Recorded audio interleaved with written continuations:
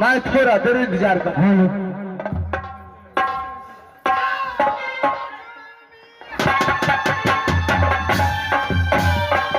लग रहा है आज से यहाँ हो भैया मेरे भागो भैया यहाँ महलिया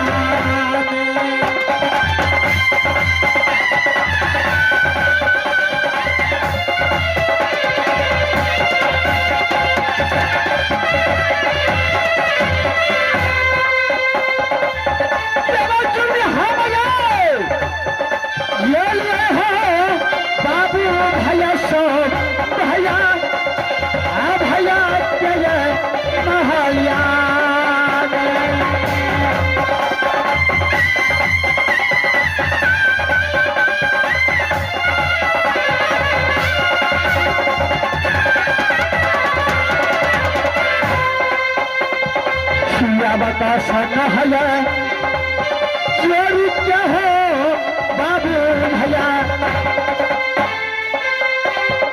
सिया बतासा नहया चोरी क्या हो बाबू भैया झुकी झुकी पालना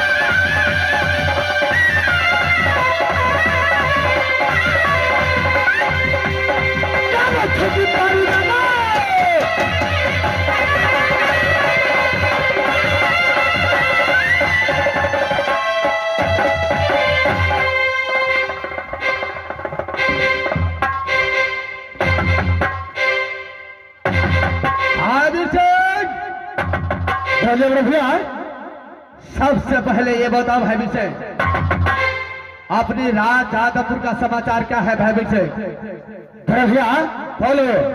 अपनी राज जादवपुर किला का समाचार बहुत अच्छा से चलता है भैया। क्या अपने जादवपुर किला का समाचार बहुत खुशहाली में चल रहा है क्या है भैया? ऐसा चलना चाहिए भाई विषय।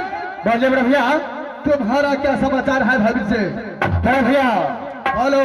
मेरा भी समाचार आपकी बल से ये समाज की बल से बहुत अच्छा से चलता है मेरे भैया। ऐसा चलना चाहिए भाई बेटे। बड़े भैया बोलो। सबसे पहले आप अपना समाचार बताइए बड़े भैया। भाई बेटे बोलिए बड़े भैया। मेरा ही समाचार मां सरस्वती को दया से इस समाज को बल से बहुत खुशहाली में चल रहा है भाई बेटे। ऐसा रहना चाहिए बड़े भैया। बड़े भैया बोलो। एक बात बताइए बड़े भैया। आपने अपने जादवपुर किला से गया था तो चंडीगढ़ किला सबसे पहले चांदीगढ़ किला का समाचार बताइए बड़े भैया।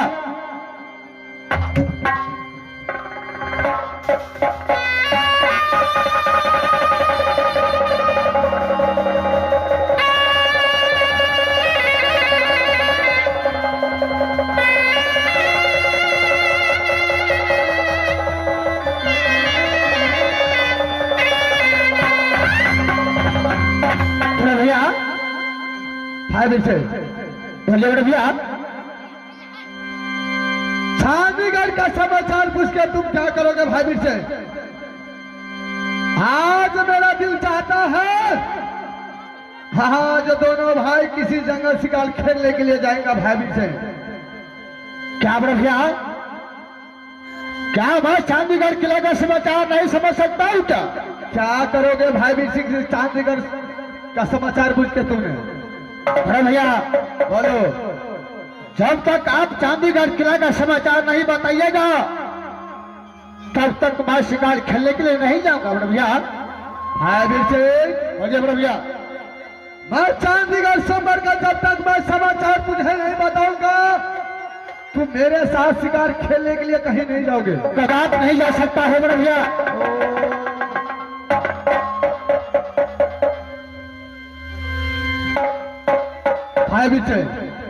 बोले बड़े भैया। अगर चांदीगढ़ सोमवार का समाचार पूछना चाहते हो तो जरा कान खोल के सुनो, मैं तुझे बताने के लिए जा रहा हूं। ठीक है बड़े भैया। भाई सिंह, चांदीगढ़ किला में राजा जीतन सिंह ने सोमवार लगाया था। देश देश को परवाना भेजा। एक परवाना मेरा पास भी आया भाई बीर से। उस परवाना को मैंने पढ़ा तो उस परवाना में 2 प्रण लिखा था भाई बीर से। क्या बड़ा भैया? राजा जीतन सिंह ने उस परवाना में 2 प्रण रखा था। क्या है भाई बीर से? कौन प्रण था बड़ा भैया? भाई बीर से बोलिए बड़ा भैया। उस परवाना में पहला प्रण यही रखा था कि चांदीगढ़ किला में राजा जीतन सिंह ने सोमवार लगा रहा है। देश देश को परवाना भेजा। उस परवाना में पहला प्रण था कि जो छतरी जो सूरवीर बलवान आएगा सोमवार का बीच वो लाल झंडा सर मुकुट को प्रणाम करके सभे का बीच बैठेगा। यह राजा जीतन सिंह का पहला प्रण था भैया। क्या है भाई बीच से? इससे आगे बोलिए भैया। दूसरा प्रण रखा था राजा जीतन सिंह ने कि जिसके गले में मेरे भूली हाथी बरमाला डाल देगी उसी के साथ पुत्री नैना को शादी करूंगा। क्या प्रण भैया? यह दूसरा प्रण राजा जीतन सिंह का था। चार है भाई से जो जिसका गले में जमा डाल देगा भूली हाथी उन्हीं को साथ अपनी पुत्री नैना को शादी करवाऊंगा। क्या नहीं भाई बीचे? इससे आगे बोलिए भैया। भाई बीचे, मैंने उस परवाना लेकर गया चांदीगढ़ किला। चांदीगढ़ किला जाने के बाद देखा था सोमवार लगा था। मैंने जा गया लाल झंडा सर मुकुट को प्रणाम करके सभे के बीच बैठ गया। क्या हो रहा है भैया? इतने भर में मुठिए भर का छोकरा हिरनी बनकर रहने वाला जंगली बास आया। लाल झंडा सर मुकुट को अपनी जूते की ठोकर से टुकड़े टुकड़े करके समेट गया। भाई बिरचे बोलिए भैया। राजा जीतन सिंह ने अपने मंत्री को बुलवाकर उस जंगली बादशाह को सोमवार से दिया। भैया भाई बिरचे, उसी बीच राजा जीतन सिंह ने भूली हाथी को सोमवार का बीच लाया। भूली हाथी ने घूमते घूमते घूमते घूमते जयमाला उसी जंगली बादशाह को गले में भाई बिरचे, मैंने जंगली बादशाह को गले से बरमाला निकालकर मैं अपने गले में बहेर लिया। क्या नहीं बड़ा भैया? उसी टाइम सती नैना राजमहल से उतर के आया सोमवार का बीच मेरे गले से बरमाला निकालकर जंगली बादशाह को गले में बरमाला डाल दिया। हरे सभे के बीच यानी सोमवार का बीच नैना ने मुझे कान पकड़ कर ओ आगे बोलिए मैडम है विजय। हरे सभे के बीच नैना ने मुझे कान पकड़कर जूते की ठोकर देकर सोमवार से बाहर कर दिया। है विजय बोले बढ़िया। मैंने उस सोमवार में यानी उस सभे के बीच मैंने नैना को साथ कसम खाया। नैना को मैंने बोली नैना जिस तरह भरे सभे के बीच तूने राम सिंह लुटेरा को कान पकड़कर जूते की ठोकर देकर तूने सोमवार से बाहर करी है नैना, मैं नैना कसम खा के जा रहा हूं इस सोमवार का बीच से एक दिन जादवपुर किला नहीं ले जा नैना तो मेरा नाम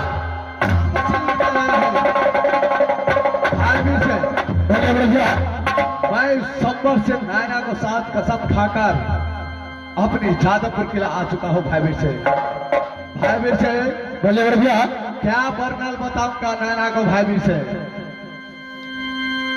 क्या इतना अच्छा सुंदर लड़की है क्या? क्या है भाई वीर से? अरे मुठिया हरे दांडी भाई खैलार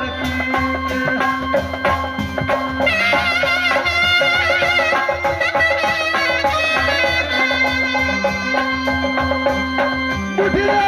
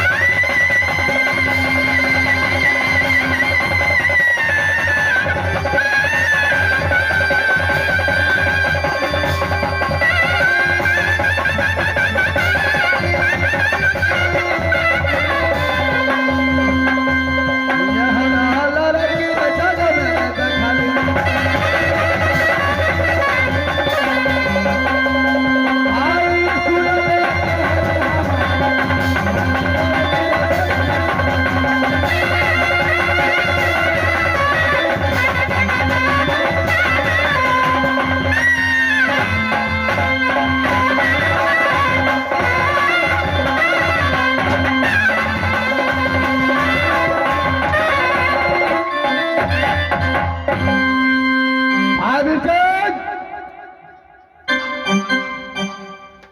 बोले बड़े भैया यहाँ की कहानी यहीं पर छोड़ो, आगे का करो ब्याह। क्या हो रहा है बड़े भैया? भाई विजय बोले बड़े भैया आज मेरा दिल चाहता है, आज हफ्ते रोज से श्री बाबा का मैं पूजा किया हूँ। आज मेरा दिल चाहता है कि आज दोनों भाई गंगा सागर में स्नान करूंगा, आज श्री बाबा को पूजा करूंगा। भाई मुझे क्या बोल रहा? आज आपका दिल चाहता है जो दोनों भाई मिलकर गंगा सागर में स्नान करके जाऊंगा श्री बाबा को पूजा करने के लिए। बोल भैया कौन है भाई मुझे? ठीक है बोल भैया, अगर आपका आज्ञा है अब मैं पालन करूंगा। यहाँ से चलिए दोनों भाई मिलकर गंगा सागर में स्नान करके जाऊंगा श्री बाबा को पूजा करने के लिए। बढ़िया भाई मिलकर बोलिए बढ़िया, यहाँ से चल चलो श्री बाबा को पूजा करने के लिए। ठीक है बढ़िया, चल चलो चलिए बढ़िया।